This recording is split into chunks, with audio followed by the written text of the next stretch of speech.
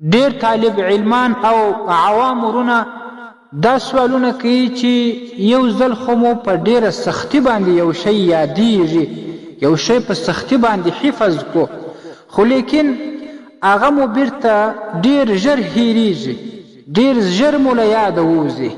نو د دې حل یا علاج راته وښایاست. معارف الاسلام اداره یقینا هم په دې باندې انسان ډیر زیات پریشانه وي، خو اوله خبره دا د ورونو او خویندو او خصوص طالب علمانو چې د الله رب العالمین تقوا پکار ده، ځکه علم دا نور دی. الله رب العالمین یې تقوادارانو پرهیزګارانو ته ورکوي، او چې کله یې ورکي تر څو چې متقیان پرهیزګاران نو هغه علم د دوی د ذهن، دماغ او حفظ څخه نه وځي. او عوام ورونو او خویندو ته هم د تقوا وصیت کوو چې تقوا په خپلو ځانونو کې راولي، الله تعالی به مو زړه او دماغ خلاص کړي.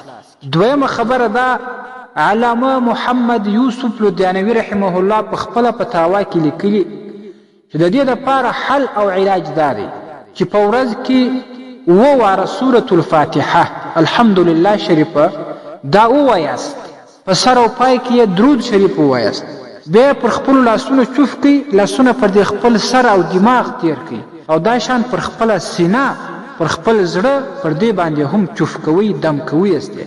ان شاء الله رب العالمین به د دې په برکت باندې ستاسو دماغ او زړه خلاص کړي، الله تعالی به مو حفظ زیات کړي او هیره دا به مو ورک سي.